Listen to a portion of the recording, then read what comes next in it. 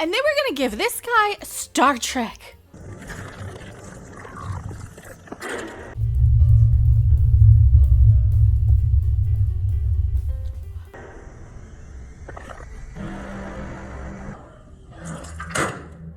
They were really gonna give this Noah Hawley guy who did this Alien Earth show Star Trek. I am Mecca. Thank you guys so much for all your help in supporting me fight the cancer and all that stuff. And we're 500 away from the next bill.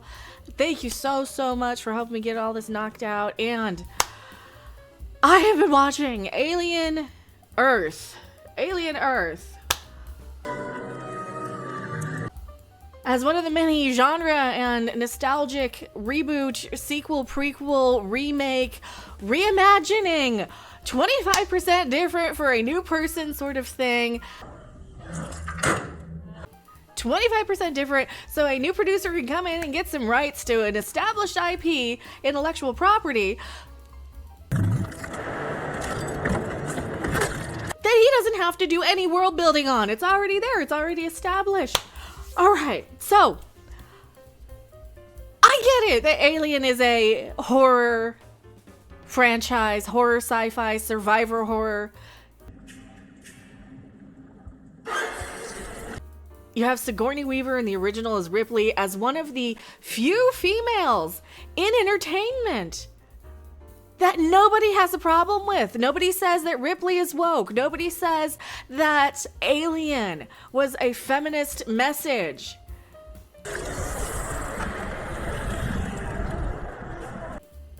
It was just a crew member surviving in a titillating manner. Okay, maybe it was a little anti-feminist at that point. Maybe it was a little anti-feminist, come to think of it. But when I see something like Alien Earth, that is a continuation of a survival horror franchise,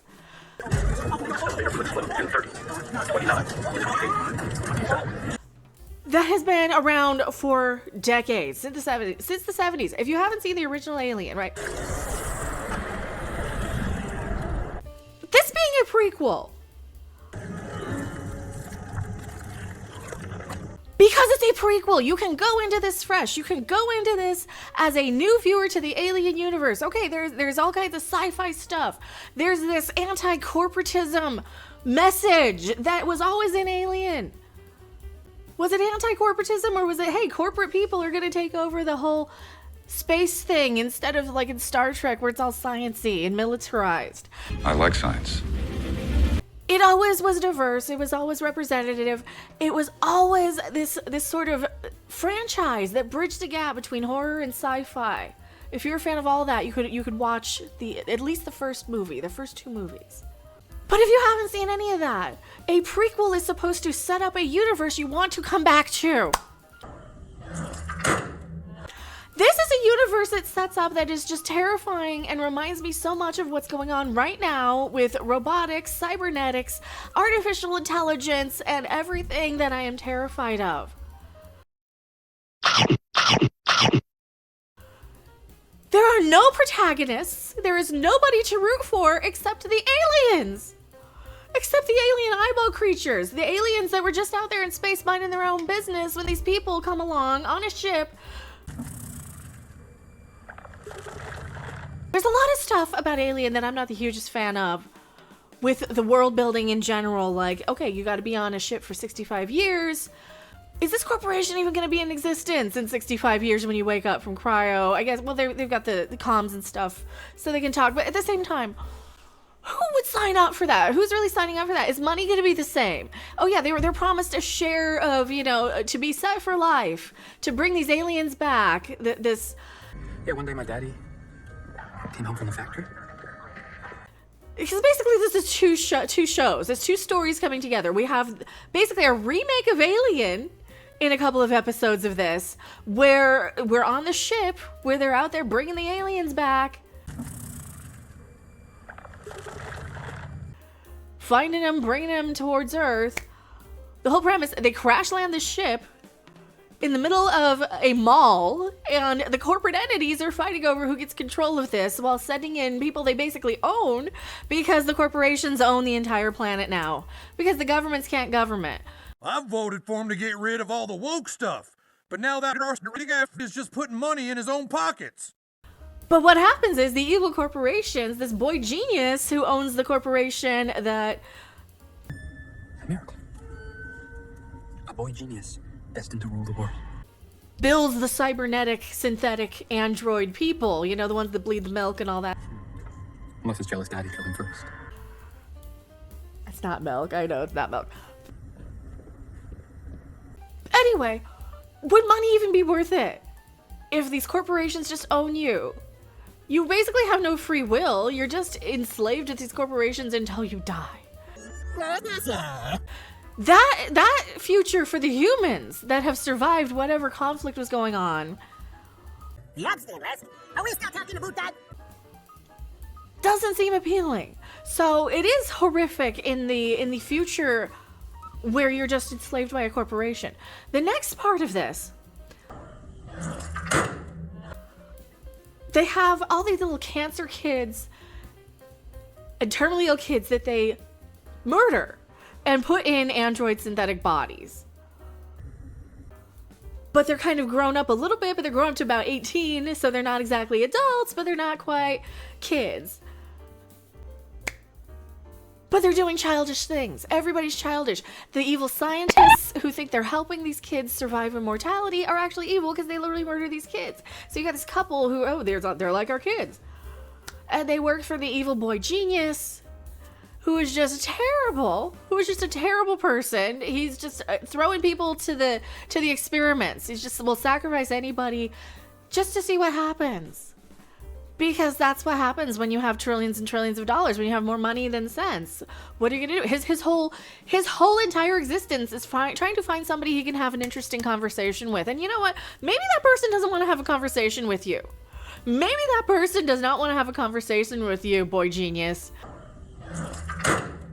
You know, maybe that person does not like you. And that's kind of what we've established in this series, is the boy genius owns all these kids that they put in these robot bodies. Oh, but what happens with the robot bodies? And there's all these Peter Pan allegories. What happens with the kids in robot bodies? They go nuts. They go nuts. They make bad choices. They do stupid things. They let themselves get eaten by these aliens that they have to feed in this captivity little lab that they're studying them in. They have an android kind of babysitting them with white hair, this dude.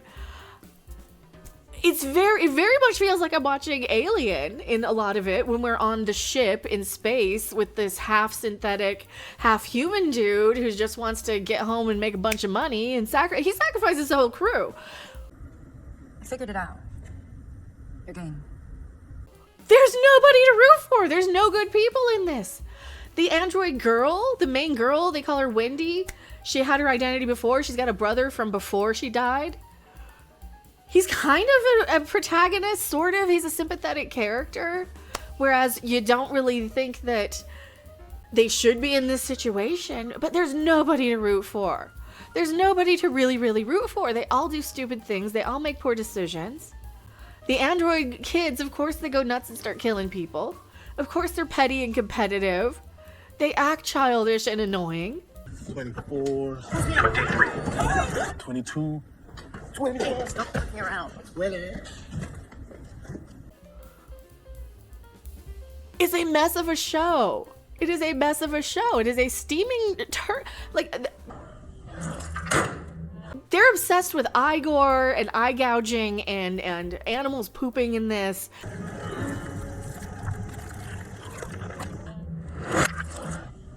And yeah, I get it. It's supposed to be horror because it is part of the Alien franchise. They wanted this guy to do Star Trek, the 4th Star Trek movie, this Noah Hawley who did this series. When cows fart and burp and splatter, well, it ain't no laughing matter. Admiral Picard, with all due respect and at long last, shut the f up. And that was back when we were getting Picard with the eye gore and eye gouging and stuff. And I'm like, shut the f up. My tinfoil hat's going off. I'm like, all right, the left eye is a symbol of the Illuminati and blah, blah, blah, blah, blah, and all these things. However, when we see this in a TV series that you're supposed to be paying a streaming subscription for, You are disappointing the original Alien fan base. You are confusing a new fan base as to who are we rooting for. Oh, I didn't even get into the part where they have these little baby xenomorphs. Well, they have one, and the main robot girl, Wendy, she starts clicking at it and talking to it like it's what? A Bushman from the Kalahari and the gods must be crazy. Click, click, click, click, click.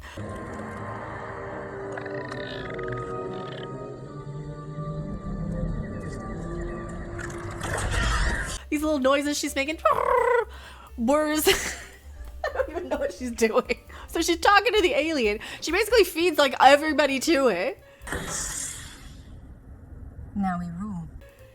And of course they're gonna turn evil on their creator at the very end of the episode. Because he's evil and he's awful. The scientists who put the kids in the robot bodies are awful. The half-synthetic guy who let his whole crew die is awful. The kids are awful because they're going around killing people. But then again, how do you get out of this? How do you escape this nightmare? Peel me like a grape so I can get out of here. I don't know. So it just ends where the kids are like, Wendy says, Now we rule. I'm gonna be the new ruler. We're gonna rule now. What are you ruling? There's no people left. There was some giant conflict and there's 5 corporations that just own everything. What are you going to rule exactly? What is there left to rule at this planet? I have no idea if there's any world outside of this little island that they take all the stuff to, all the aliens to, after the ship lands in this mall. Take that, capitalism! God.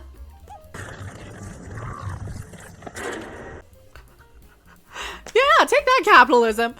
Oh, for crying out loud. But buy my streaming service. Oh, but Hulu, but Disney Plus and Hulu are going to increase their costs. Take that, capitalism. So they do the stupidest thing ever with this eyeball. You think it's going to go in the brother. They want to put in the brother. They want to put it in the soldier. They want to put it in everything that they can get it to put in, except for, maybe the boy genius. It should be inside of at this point. It couldn't be any dumber if they did that. So what do they do with this? What do they do with this eyeball? Alien creature, like the only reasonable creature that is a victim of humans. Hands on your head. Don't shoot, you'll hurt the merchandise. No, it wanders out on the beach at the end of the episode, walks up, stumbles upon the dead scientist dude that the alien burst out of the chest of. The guy who literally killed the children but then tried to save them in the end because they don't really realize that what they did was a bad thing. So now we have a zombie alien eyeball creature. What the crap? Why do we have a zombie alien eyeball creature? There's zombies in Alien now. Is that established? Did I miss 20 years of the lore of the... Of course there probably is. It's probably established in some comic somewhere that I didn't read, or some TV series or sequel, spin-off, prequel movie that I didn't see. Because this is the prequel. So we have zombie alien eyeballs now. Oh, for crying out loud. So I just had to rant about that for a second.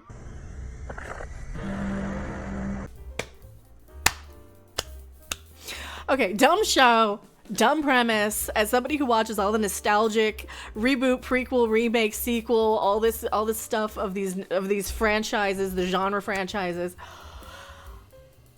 horrifically below average. Who decided Alien needed to be a YA romp or a family thing? It's a YA family reconciliation, anti-corporatism, anti-boy genius, anti-android statement, and anti-corporations getting the... I don't even know what it's trying to make as a statement. Cows fart and burp and splatter.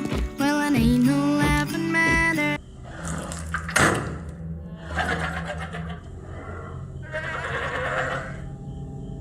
All I'm thinking is, if there's anybody putting people in android bodies, do not sign me up under any circumstance. I do not want to be owned by some corporation and hooked up to Wi-Fi.